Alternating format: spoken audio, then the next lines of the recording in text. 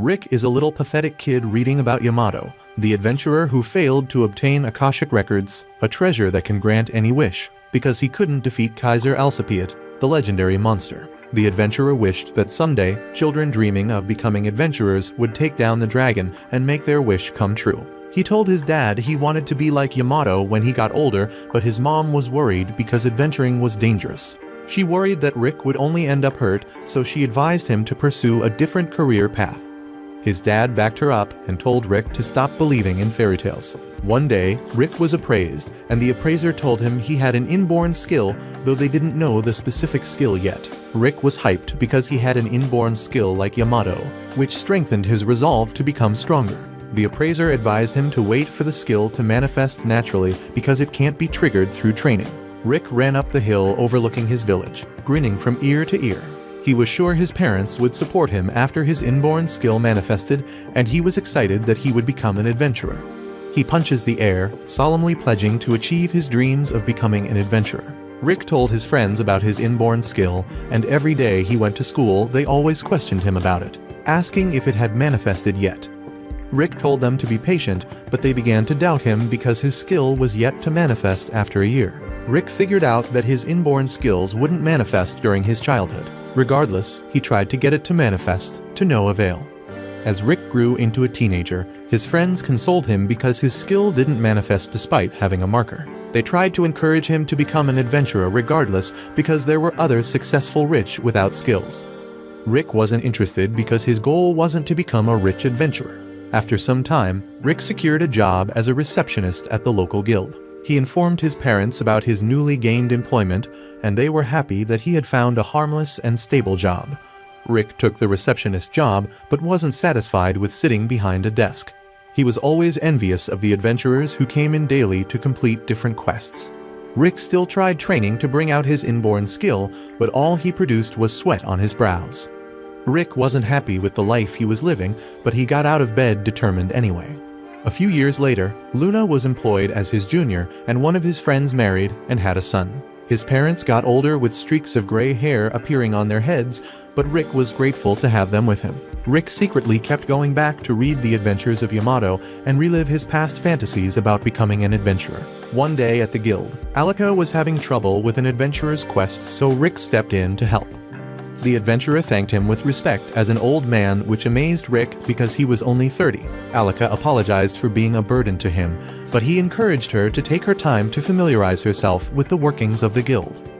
Rick informed her of the possibility of a new quest because monster sightings in the village had risen because they were being cleared out from their lairs. He informed her that the quest would likely be a D-rank quest because the monsters that had been sighted were low-level monsters. Alika decided to prepare for the quest when Zaid the adventurer suddenly walked into the guild. He approached Rick and showed him his medal, and Rick was surprised that he was already promoted to B-rank. Zaid was happy that he could now make a living solely from adventuring. Rick hesitantly congratulates him. After closing hours, Rick was tipsy as he walked through the streets, heading home. He was disappointed in himself because, unlike him, who had been sitting in one place doing the same thing for the past 14 years, his friends were putting in the work and moving up in life. Though Rick wasn't complaining about his stable everyday life, he knew he would have been a high-rank adventurer if he had taken his friend's advice years ago. He stopped thinking about that because it was pointless when he suddenly heard people screaming because monsters were attacking the city. Rick rushed to the scene, recalling that monster appearances had increased significantly. A giant troll rounded the corner, surprising Rick, who wasn't expecting a mid-level monster because there had been only reports of low-level monsters. Rionette crossed the road with some groceries, which attracted the monster's attention, and the orc started approaching her. Rick jumped in to shield her from the orc, but she told him to stand back.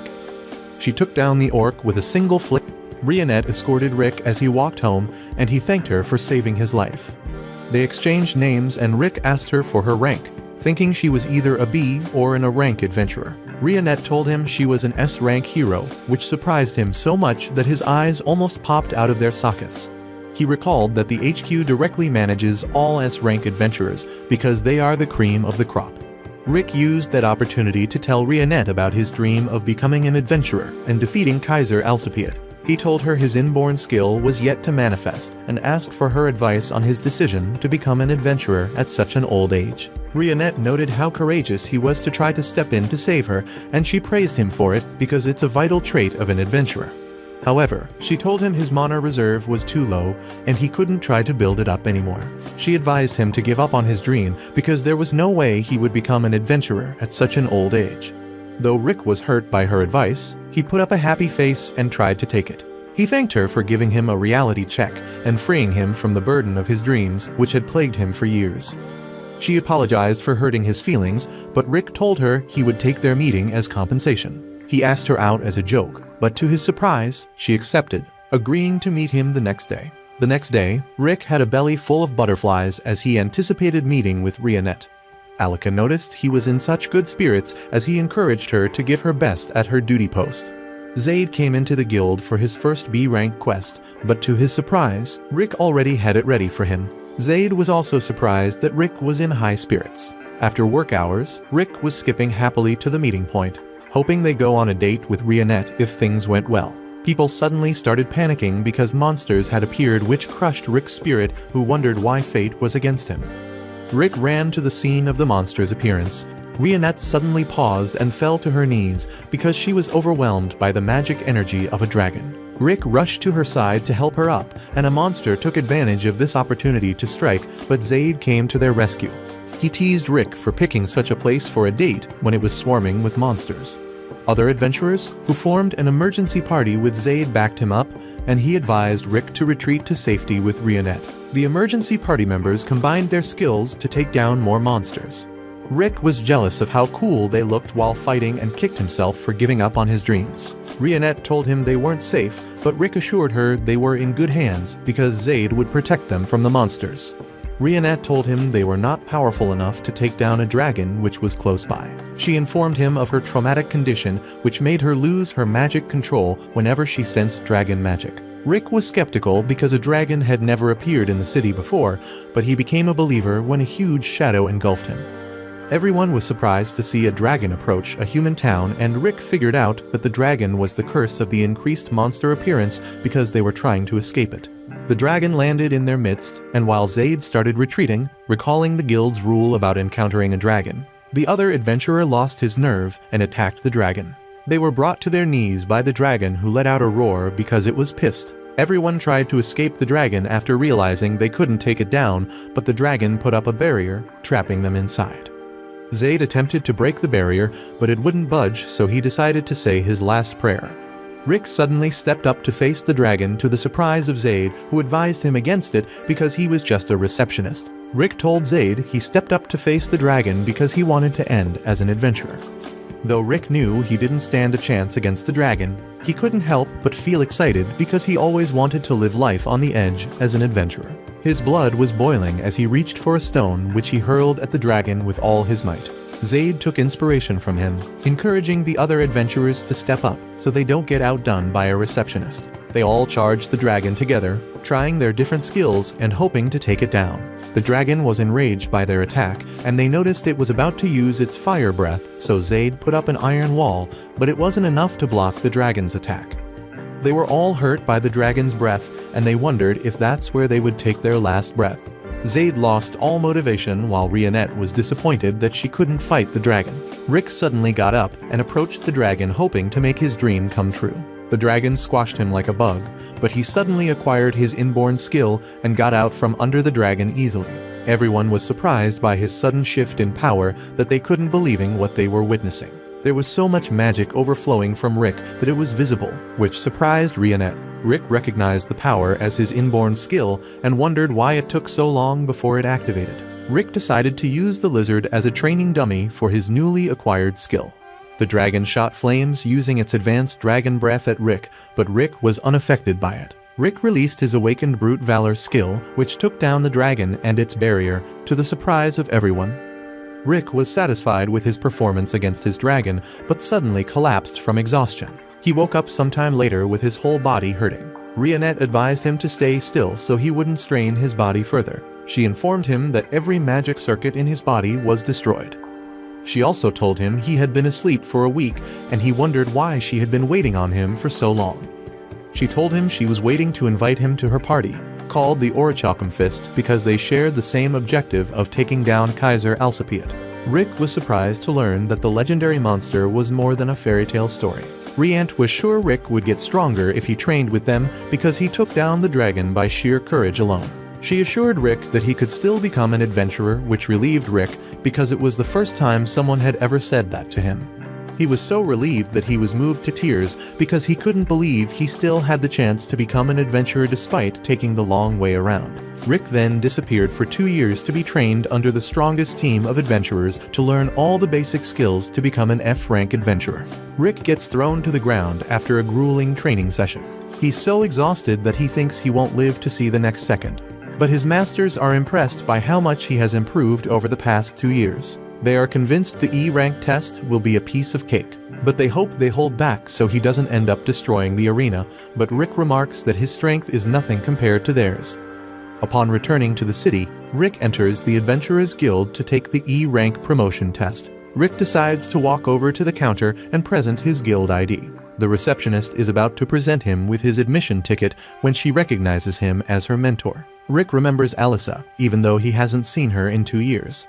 He's surprised that she's now working in the Central, but she tells him she was more surprised when he suddenly quit the guild back 2 years ago. She's even more bewildered that he's now an adventurer. Rick is uncertain because he knows it isn't smart to start as an adventurer by age 30. People usually start at the F rank during their teens and then get promoted to the E rank 2 years later. Alyssa wonders what Rick has been up to in the past 2 years, and he tells her that he was up in the mountains, training with some senior adventurers. A drunk adventurer suddenly walks up to the counter and rudely makes a pass at Alyssa. Alyssa tries to decline his request because it's still within her working hours, but the adventurer tries to force himself on her. Rick tries to get the adventurer to back off, but the adventurer is pissed that Rick is ruining his non-existent Riz game. Rick pulls him back and gives him a belly tap while Alyssa apologizes for the inconvenience caused. Rick doesn't mind because he had several cases like that working as a guild clerk in the past. The adventurer suddenly passes out in Rick's arms, which draws the attention of the other adventurers in the guild. Rick sets the adventurer on the floor and explains that he has too much to drink. He advises everyone to take that as a life lesson and always drink responsibly. Alyssa hands Rick his entrance ticket while wishing him luck in the test. Rick sees that he's contestant 4242 and he suddenly becomes worried because he has an unlucky number. Rick walks out of the guild where Rionette is waiting for him. Meanwhile, the other adventurers notice a handprint on the drunk adventurer's armor, and they're surprised by this. They recognize the drunk adventurer as Damold, a former A-rank adventurer who's wanted for assault. Alyssa thinks back, and she can't believe Rick's hand was imprinted on Damold's armor despite handling him so gently. Rick proceeds to a part of the guild where his details are recorded. His height is measured, but one of the clerks is surprised to see that Rick is 32 years old. After his physical stats have been taken, Rick proceeds to a room with a crystal ball where the participants' magic energy is measured. While most of the participants are ranked between D+ and C-, Rick barely generates any reaction. Rick is ranked as F-, which makes the other participants mock him for being old and useless. The participants note that he has the world record for the lowest magic ability, and they hope they don't turn out like him. The guild official is about to call up the next participant to the crystal ball, but to his immense surprise, the ball suddenly cracks from overload. Rick then walks into a hall where the participants are instructed to strike a slime bag with all of their strength so that their power can be measured. This brings back memories of Rick training with one of his masters who trained him using a golden slime bag. Back then, Rick was sure he wouldn't be able to destroy the bag because he wasn't strong enough. His master insisted that he must destroy the bag because it was a fundamental adventurer test. His master proceeds to destroy the bag easily, noting that he can destroy 200 slime bags at once. This motivated Rick to start training with the bag, racking up 50,000 punches per day. The participants are called up to take the punch test, and their abilities are noted by an observing official. One participant is called up, and some other participants recognize him as the second son of the Duke. Though he was only 11 years old, he was said to have the magic equivalent of a C-rank adventurer. The son of the Duke is so hyped to show off what he's made of to the other participants. He conjures a level 3 natural blaze magic to the surprise of everyone, but when he releases it, Rick notes that it's tiny. The other participants are impressed with the little impact the ball of flame has on the slime bag. The observer is also impressed by the abilities of the child prodigy. But Rick can't help but feel underwhelmed because that's not how he remembers the level 3 Natural Blaze magic spell. He recalls when his master also cast the same spell in the past, but it resulted in a huge fireball that burnt down a nearby forest. Rick concludes that the prince compressed his magic because they're indoors, and he silently praises him for being so talented. Other participants take their turn at the slime bag, and Rick notes that the green slime bag also has a high damage capacity. The moderator calls his number and walks up to the slime bag. The observer stops him, noting that he became an adventurer when he was already 30 years old. The observer is skeptical about Rick's abilities because he didn't train his magic when he was younger. He advises Rick to give up on his dreams because it is too late for him. Rick remembers his grueling training session with the golden slime bag. He punched the bag so much that his fists were bloody, but he was exhausted even though yet to complete his daily quota. His master motivated him to get back to his feet, and Rick did so because he didn't want to give up. Though Rick agreed with the observer, he wondered why older people weren't allowed to become adventurers irrespective of their age. Rick channels this rage as he strikes the slime bag, bursting it open and spilling slime everywhere. The other participants were so shocked they wondered who Rick was, but Rick thinks that the bag was defective. The Duke's son is pissed that Rick surpassed him, but he believes he will perform better in the defensive ability test. The participants move over the defense session, and Rick defends against a level 4 nature-composed magic, which proved to be too difficult for the others. The guild official commends his defensive abilities, impressed that Rick was able to use a level 1 nature-composed magic to counter his spell. The official decides to use a level 5 nature-composed magic spell, and he recommends that Rick use a higher spell level for defense. Rick shamefully admits that he can only use the level 1 nature-composed magic. The official is surprised by this because Rick's magic control is so precise, but Rick tells him not to worry, assuring him that he'll be alright. The official thinks that Rick is underestimating his abilities, and he decides not to hold back. He chants the incantation for his nature-composed magic spell and casts the level 5 winds spell at Rick. Rick easily defends against it, clearing out the magic spell without breaking a sweat. Sylvester, a first-class knight, notices this from a distance and wonders what is happening. He decides to visit the test area, and he arrives to meet some guild officials on the ground. They brief him on what happened, and the knight wonders if they're playing a prank on him. The female official shows him Rick's details, and he's surprised that Rick is 32. He also notes that he worked as a guild receptionist for 14 years and wonders if the clerk title was given to someone who defeated the dragon. But the official tells him it's not. Meanwhile, Rick joins the other participants to take a written test, and after the test, he sits on a bench outside with Rionette. She asks him how the test went, and he tells her he would get a perfect call because he put his 14-year experience as an office clerk to good use. Rick is concerned because he got an F- on his magical ability test, but Rionette reassures him that he would be alright. The Duke's son suddenly approaches Rick, addressing him as a commoner, but Rick has a problem remembering his name, which pisses him off.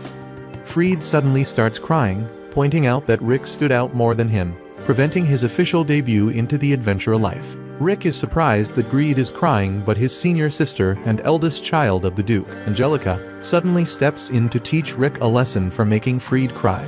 Angelica throws her glove at Rick, challenging him to a duel, but Rick picks up the glove, pointing out that nobles don't value clean clothes because they don't do their laundry. Rionette points out that he has accepted the duel by picking up the glove, and Rick can't believe it when it dawns on him. They proceed to the arena where Angelica asks that they each state their condition for the duel according to the rules of the Kingdom of Philheim. Angelica proposes that the loser will act as the victor's servant for life. Rick is worried because Angelica is a member of the Knights of the Realm, the protectors of the peace in the kingdom. Rionette points out that Angelica is equivalent to a B-rank adventurer, which worries Rick even more. But Rionette tells him to go easy on her. Rick doesn't fancy his chances because he's just an F-rank adventurer, but Rionette reminds him of his training in the past 2 years.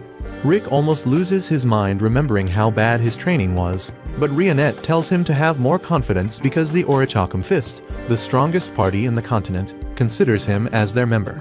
Rick is inspired, and he immediately regains his confidence. Angelica decides to go easy on him since he's just an F-rank adventurer as she draws her sword. Rick notices that she's a sword user who boosts her abilities with magic. She rushes at Rick, intentionally missing him to show off how fast she is. Rick appears stunned and Freed tells him Angelica is so fast that she is nicknamed after the Flash. Rick doesn't seem impressed by this name, but Angelica promises to stop holding back in her next attack. She uses her speed ability again to try to attack Rick, but in his eyes, she's so slow that she appears to be running on water. He wonders what earned her nickname since she's so slow. He's lost in thought, but Rionette calls out to him, and he dodges Angelica's attack with ease. Angelica is surprised that Rick dodged her attack, but thinks it was luck and decides to attack him again. Rick is disappointed by how slow she is, but impressed by how strong he has become. Angelica suddenly trips on a stone, turning her lunge into a spinning attack that Rick is barely able to dodge. Rick couldn't read Angelica's movement and he's on edge, but Angelica decides to act like her attack was on purpose even though she tripped. She tells Rick she will be attacking him with 3 times more speed than before, and she uses her ability, but she's still very slow from Rick's perspective. This time, Rick takes no chances and dodges her attack, to the surprise of Angelica. She can only use her advanced ability 2 more times, but she decides to go with it because she has no choice. She attacks Rick again, but he dodges it easily. She unleashes her last attack, but she trips, turning it into a low attack. Rick was ready to counter her attack, but her low attack took him by surprise. He quickly punches downwards, hoping to catch Angelica in time. This creates a huge hole and Angelica is thankful that she tripped because she would have been on her way to the afterlife now. Angelica asks him who he is, and he tells her he's an ordinary man who became an adventurer after working as a clerk. But Angelica doesn't believe him. Rock decides to go all out in the battle, but Angelica surrenders, to his surprise. She decides to leave the arena, but Rick reminds her about the condition for the duel, telling her he would be using her condition since he didn't state his. Angelica summons her last energy and she puts them into her legs, getting out of the arena before Rick can say another word. Rick doesn't consider the duel a win because it doesn't feel right, but Rionette tells him Angelica already acknowledged her loss. Rionette suggests that they return to the guild because the results will soon be released. She also informs Rick that his masters will be visiting him to see how he is doing. The weight of this news is so overwhelming to Rick that he immediately has a meltdown. The Akashic Record, a treasure which grants any wish, is given to anyone who defeats Kaiser, the ultimate monster. An adventurer was unable to defeat the monster when he had an encounter with it, but he hoped that someday one of the upcoming adventurers would be able to bring down the beast and make up for his failure. Meanwhile, Alika announces to the adventurer that their test will be released momentarily. She tells them that mana will be sent to their exam tickets, and the tickets of those who passed would glow blue. She further informs them that the successful candidates will participate in a mock battle in the second stage the next day. Rick isn't in good spirits because he's not confident that he will pass, but Rionette consoles him, reassuring him that he would ace the test. She informs him that he would have to triple his training if he somehow fails the test, which makes Rick pray to all the existing deities to pass the test. His ticket suddenly lightens up, and he stares at it anxiously, wondering if he'll pass. His ticket glows blue after a while, and he rejoices, informing Rionette that he passed. She congratulates him on his success, and they leave the classroom as Rick expresses his relief because he doesn't have to return to training. A foul stench suddenly fills the air and Rick can't help but cover his nose, wondering where the stench is from. A noble suddenly approaches Rionette and introduces himself as Raster, the first son of the Duke of Diamuit who rules over the north. Rick is having a hard time remembering his name, so he decides to call him Northy.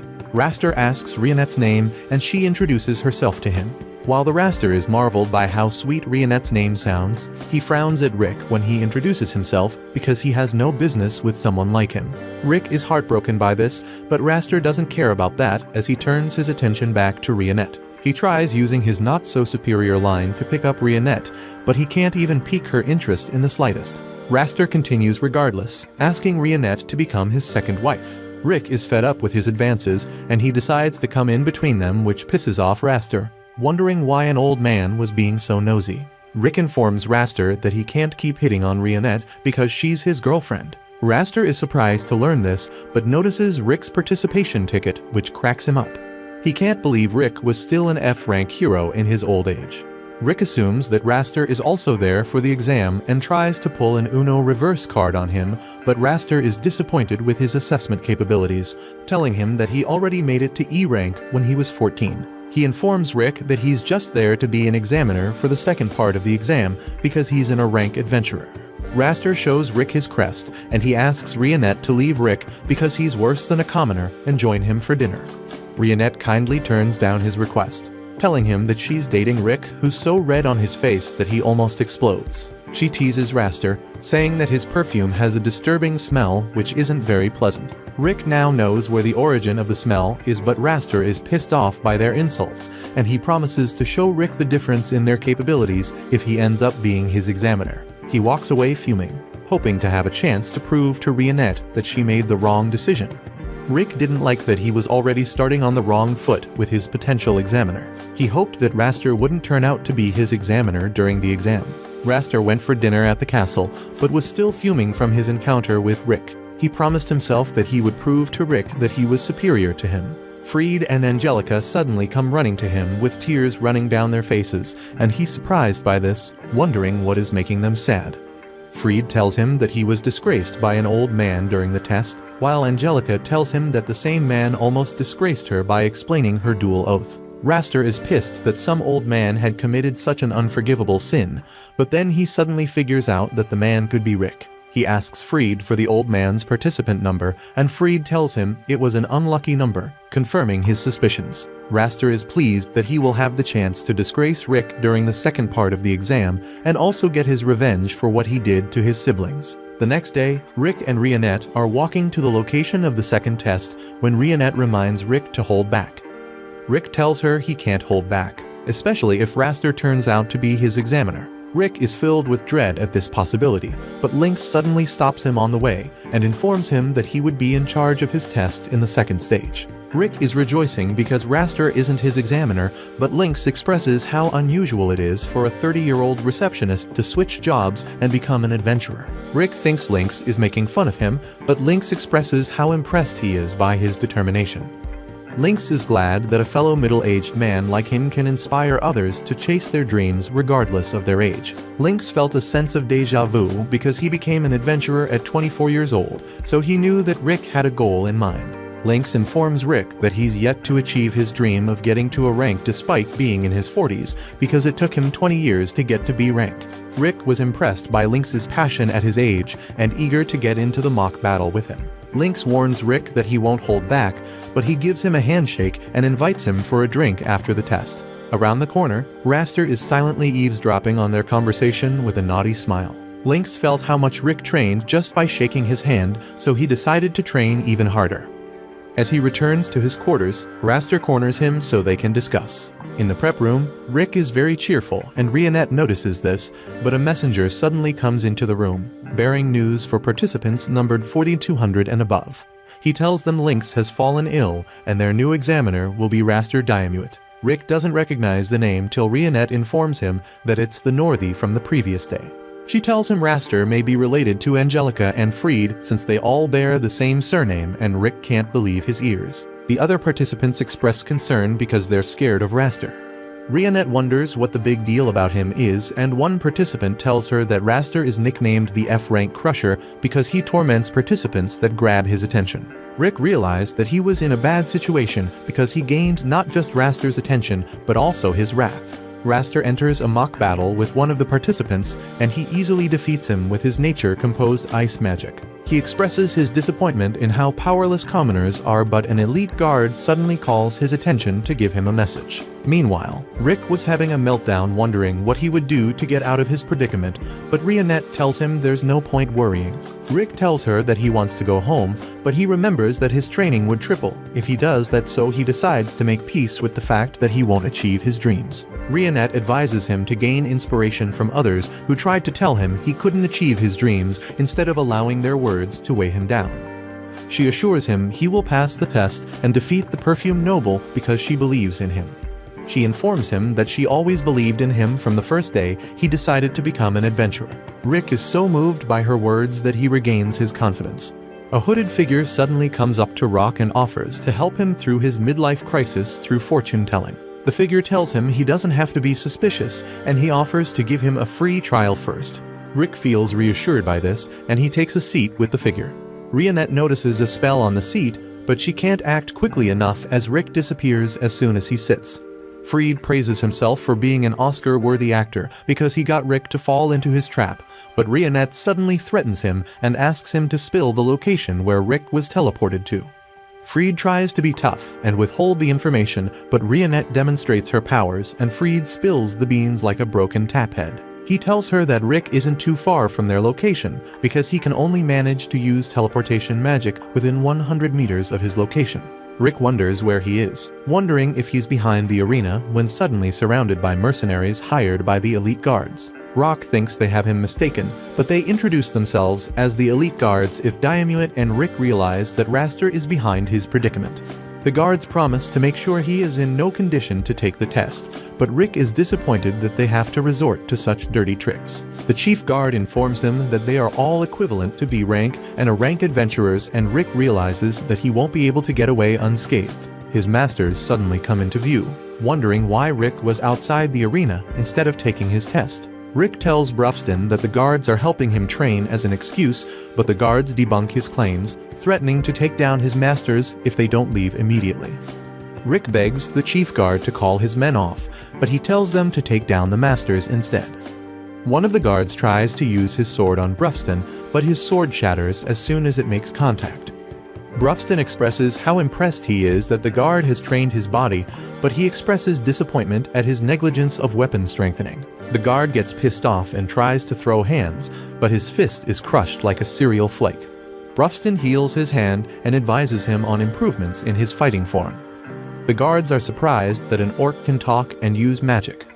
The chief guard suddenly recognizes them as the members of the strongest party. Mysit figures out that Rick is being bullied and decides to handle things peacefully with his newest invention, a custom gun with magic crystals and lead bullets. The other guards decide to go for the other masters since Brufston seems so powerful, but Mysit takes them down with his weapon. He asks Rick if he wants a shot with his weapon, but Rick turns down his request. The chief guard was now sure of his theory that they were members of the strongest party. Another guard threatens to take down Elisarette if anyone moves a muscle, but they advise him to let her go for his good. Elisarette wonders what the guard is doing, and Rick tells her he wants to play with her. Elisarette is open to playing with the guard, but he hurts her instead and she gets triggered. She unleashes a high-grade nature magic that sends the guard flying, to the horror of others. The chief now recognizes Elisarette, the vampire mage, who is the youngest and strongest magic user. Myset, the half-elf half-dwarf, is the best weapons craftsman. A Shork, the orc with great intelligence and superhuman strength. The chief guard tells the other guards that they're all S-rank adventurers who are members of the Orichalcum Fist, the strongest party in the continent consisting of only S-rank adventurers. The chief guard is so entranced by their presence that he decides to retire and live in peace. Rick decides to return to his test while his master handles things. Meanwhile, Fried wonders how long Rionette would keep holding him hostage, and she tells him she would keep it up till Rick returns. Fried tells her Rick won't return because he's walking into an ambush by his family's elite guard. He's surprised when Rick comes back unscathed, and he wonders how he made it out without a scratch. Rick apologizes to him as Rionette tosses him away like a worthless rag doll. Lynx suddenly walks into the room looking hurt, and Rick helps him to a bed. Lynx informs Rick that Raster was the one who hurt him and made up the story that he fell ill. Lynx was disappointed that he couldn't stand a chance against Raster, but Rick wondered why Raster would go to such lengths just to be his examiner. Lynx recounts how Raster beat him up after he told him about his dream to build a school which kids who want to become adventurers can attend. Raster told him his dream was worthless because he could only manage to build up a third-rate school since he's a third-rate adventurer. Lynx is disappointed that he couldn't say something back to Raster and advises Rick to forfeit the exam so he doesn't experience a worse fate. Rick reassures Lynx, saying he will be fine as he steps out of the room towards the arena. Raster easily takes down another participant when one of his guards returns, apologizing for failing his mission. Raster is surprised that Rick still came out for the test because he thought he would be discouraged by everything he said against him. Raster decides to give Rick a taste of true suffering, but Rick is unfazed by his threats, silently promising to take him down for what he did to Lynx. Raster takes down the weak adventurers who enter the arena so easily that they could be mistaken for practice dummies. Adolf is a spectator with the ability to visualize an adventurer's strength by looking at their fundamental abilities comprising physical strength, body control, magic reserve, and magic control. He looks at Raster's ability scores and his eyes almost pop out, making him realize the candidates have no hope of beating Raster because he outclasses them in all aspects. He sees Rick coming up to be Raster's opponent and wonders what an old man would do against Raster. He uses his ability to visualize Rick's stats and immediately gets permanent eye damage because Rick is so overpowered that his stats surpass his measurement scale. Alyssa meets up with Rionette, who she recalls accompanying Rick the day he registered at the guild. They exchange greetings and Rionette asks her to join the other members of the Orichalcum Fist to spectate Rick's match with Raster. Alyssa follows Rionette to meet the other members of the Orichalcum Fist, where she is informed that Rick is their member. Alyssa is surprised to see an orc among them, but maintains her composure and introduces herself to the group. Mysit offers her a seat beside him, but Rionette leads her away so she doesn't get harassed. Rick steps into the arena, and the party members wait in anticipation, wondering how well he will do against Raster. Rionette is sure that Rick will pass the exam without a single hair in his body being harmed, but Alyssa expresses her concern because she doesn't think Rick would be able to handle Raster's abilities. Brufston wonders why she had such little faith in Rick's abilities. She explains that Raster usually cleans the floor with anyone he examines because he outclasses them as a rank adventurer. Brufston reassures her, telling her she has nothing to worry about because Rick will hold his own against Raster. Rick steps into the arena and Angelica's voice cuts through the air, hyping her big brother up to beat a few years out of life of the old man who disgraced her. Freed also steps into the audience stand covered in bandages and begs his big brother to help him get revenge on Rick. Rick stands unfazed as Raster expresses surprise to see him breathing despite sending the elite guards after him. Raster promises to make up for the incompetence of the peasant who failed to take him down. He warns Rick not to look down on him because he's on a different power level, unlike mere commoners. Rick could see that Raster is quite powerful, but he doesn't let that deter him. He asks Raster why he chose to become an adventurer, which surprises him because he wasn't there for a queue and a session. Regardless, he answers, telling Rick that he became an adventurer because he has the talent for it. He explains that the adventurer title will increase his status as a noble, earning him more reverence from other nobles. He informs Rick that he's planning to quit soon and retain his status as an adventurer, while his record is still good because he has grown bored with the profession. Rick is convinced that Raster became an adventurer for all the wrong reasons, and he vows not to lose to him. Raster advises him to speak to his elders respectfully because he won't speak anymore when he's done with him. He starts the battle with a level 1 nature-composed ice magic shot, but Rick doesn't move a muscle as the shot misses. Raster is surprised that Rick is so petrified with fear, but Rick is just recalling his conversation with Rionette before the match. She advised him to calm his feelings at the beginning of the match and observe his opponent.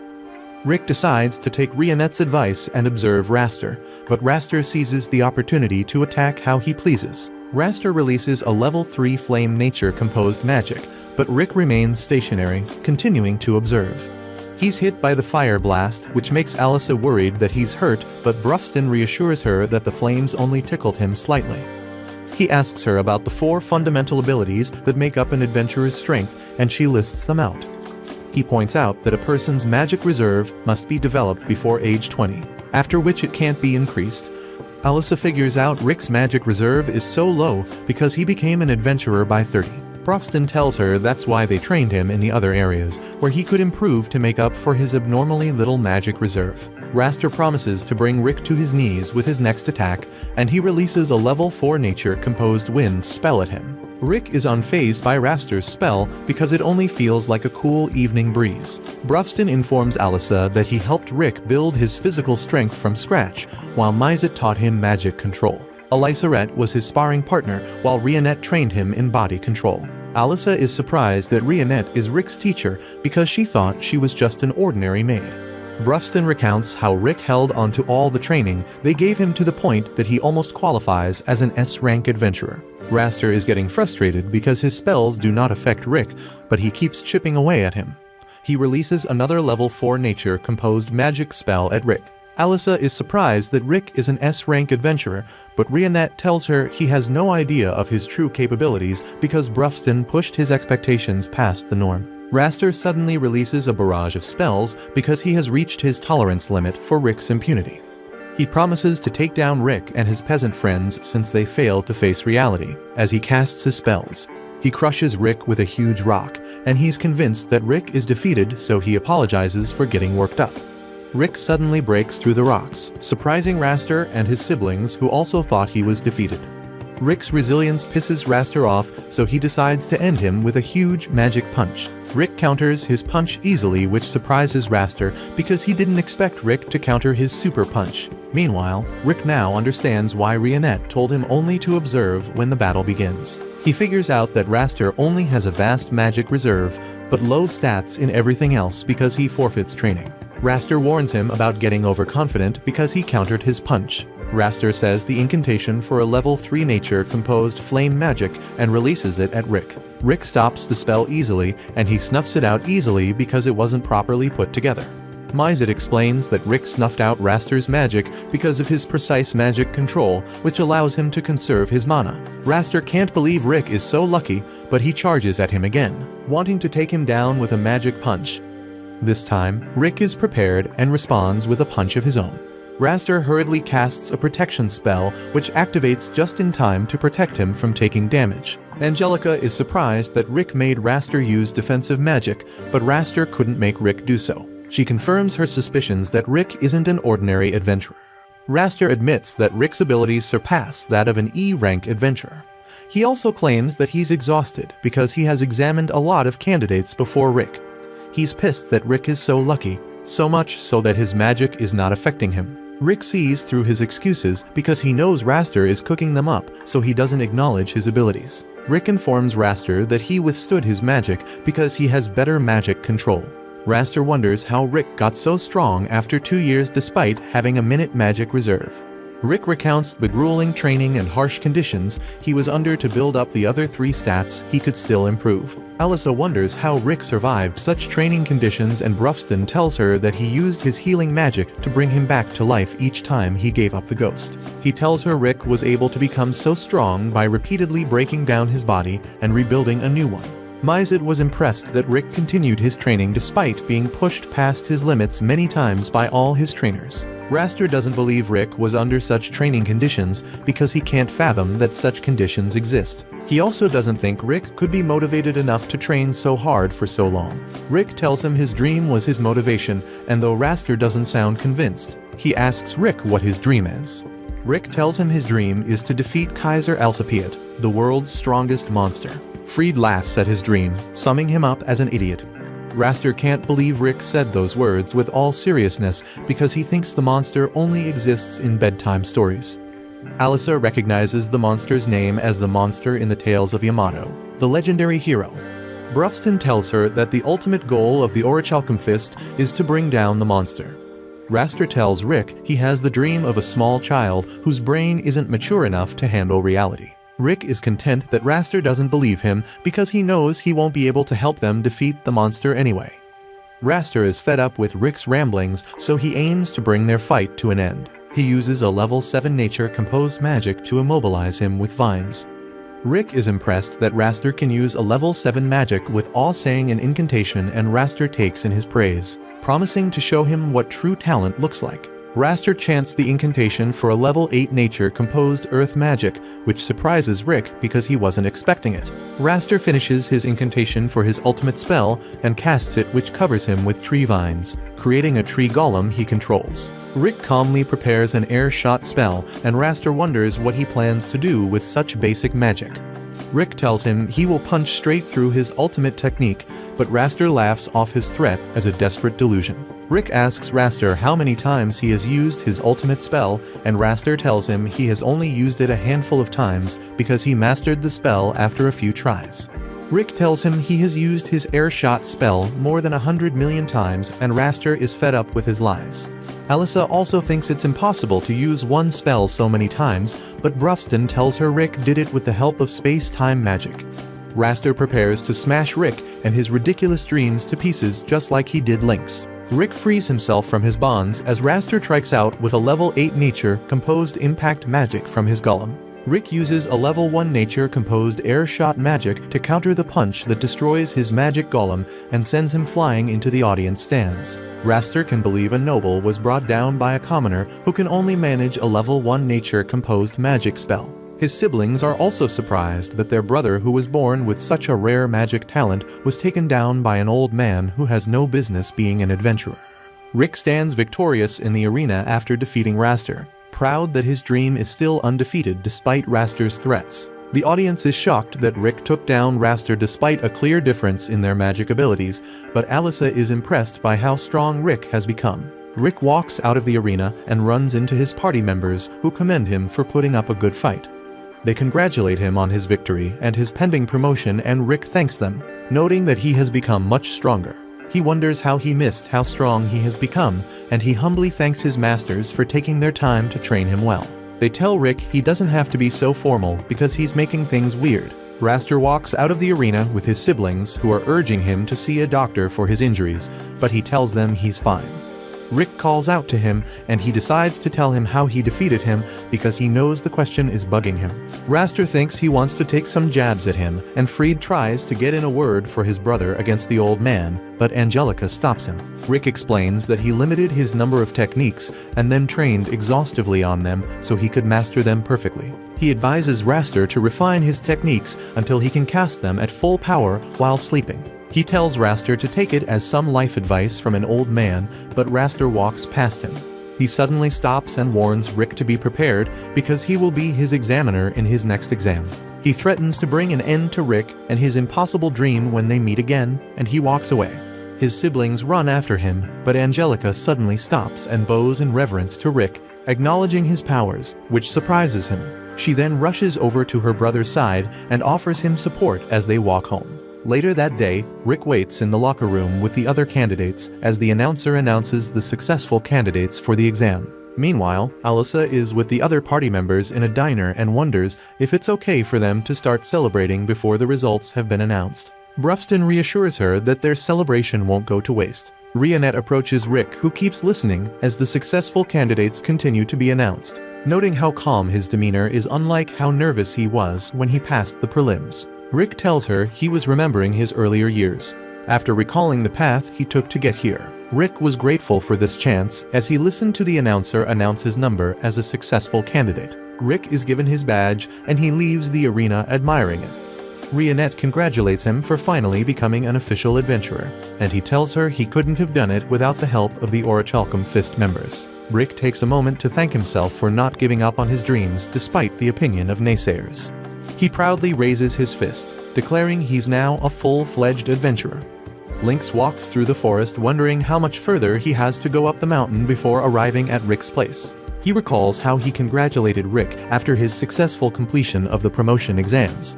He reminded Rick of the drink he promised him before the exam and offered to come over to Rick's place for it so he could meet his party. Rick's face gave his emotions away, and Lynx couldn't understand why he made such a face.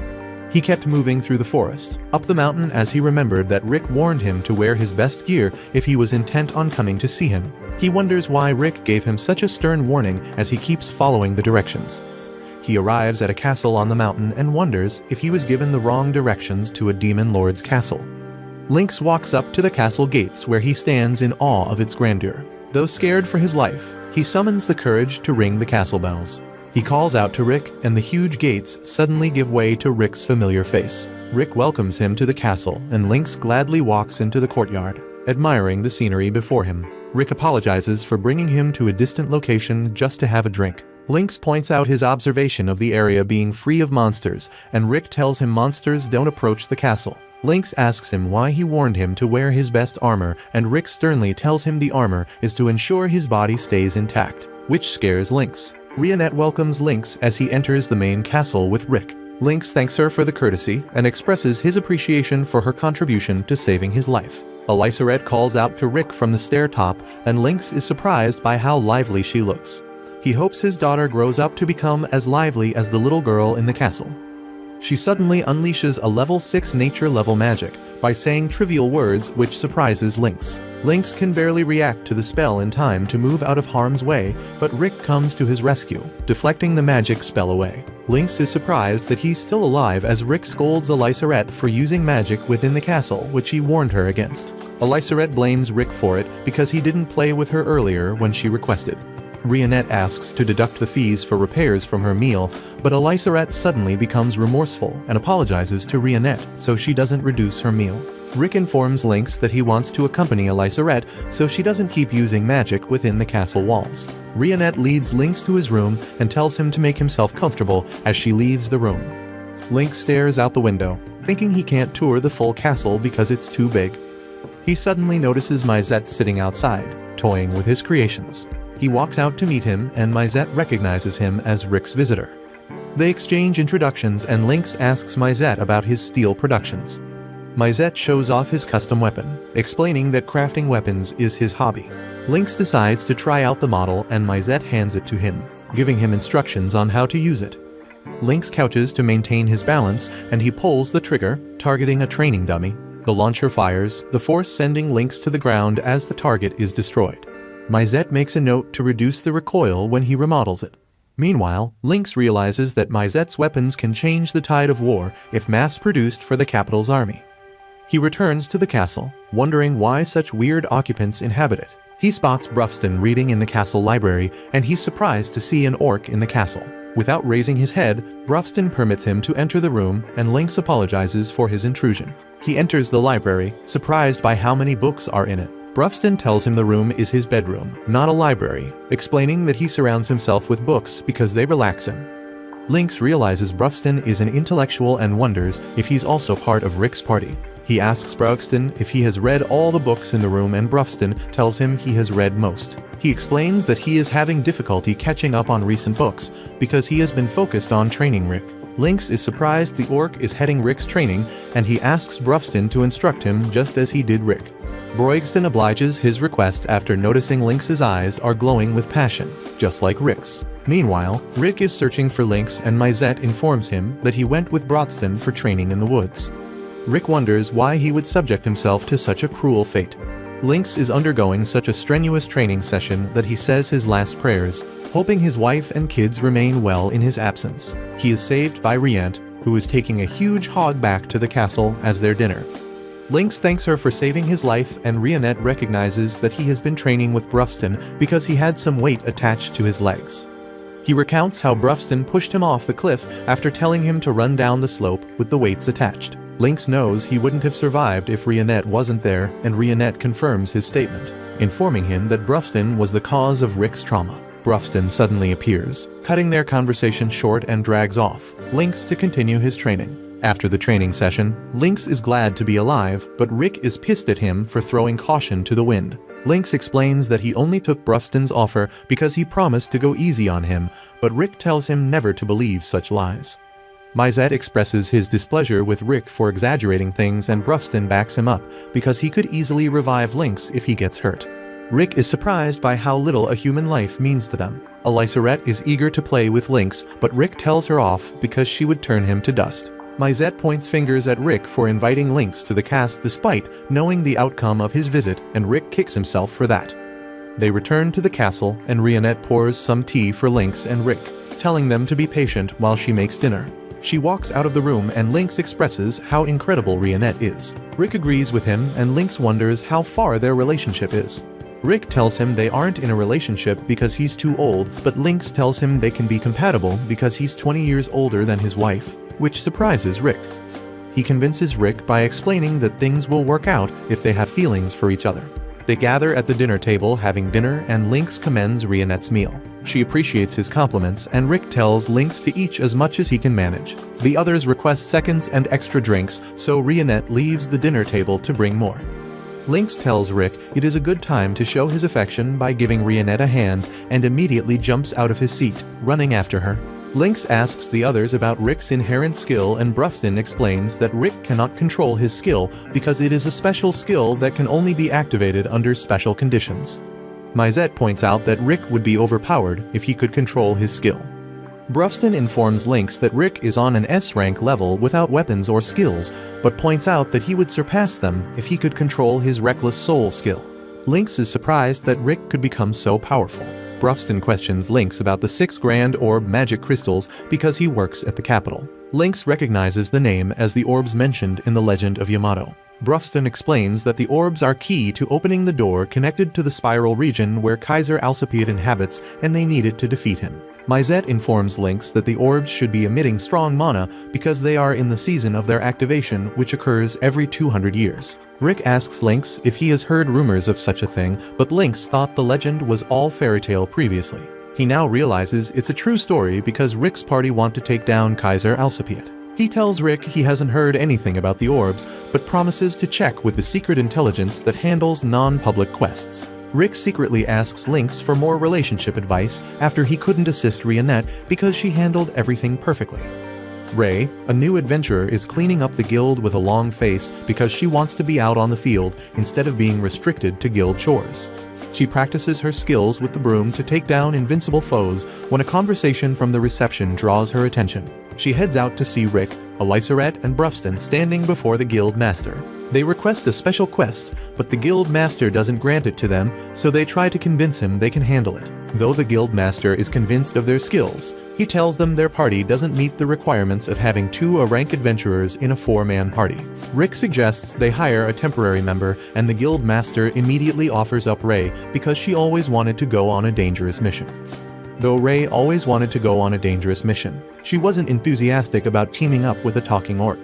The guild master calls her to order, telling her to be respectful to the party because they are high-level adventurers. All Ray sees is a party consisting of a talking orc, an old man, and a pampered child, but team up with them regardless. They head out for the quest, and Elisarette informs the party that she is detecting something ahead.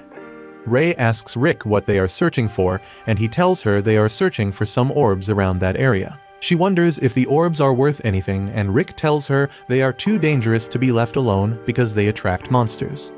She tries to convince Rick that she can solo any monster despite being only an F-rank adventurer, as she aims to become an A-rank adventurer. Her dream inspires Rick, who decides to work hard to increase his rank. Ray asks about his current rank, and he tells her he was recently promoted to E-rank. She writes him off as a late bloomer that she would outrank soon. Elisarette points out to a light source ahead, and they head towards the source. Meanwhile, Rionette is worried about Rick and Elisarette. Myzette assures her they will be fine because Broigston accompanied them. He decides to test out a gadget which produces wind without mana on Rionette's clothes, but she destroys the machine after catching him red-handed. They arrive at the location of the light source where they see a wyvern having a meal. Ray is so freaked out that she hides behind the group because she knows the monster is dangerous. Brufston approaches the monster and she wonders if he has a plan to defeat it, but Brufston casually punches it out of the way, telling her he plans to beat up the monster. Ray pleads with him to find a new plan because he could attract more other wyverns from the nest if he hurts the current one. He tells her he didn't take down the first wyvern because he wants more to attack. Ray complains about the party because they love dangerous situations unnecessarily. Brufston is at his wit's end because she's so loud, so he tells Rick to take care of her. Rick leads her away as she keeps complaining that Rick put her in great danger. Rick teases her about her strength, but she tells him she was talking about her future.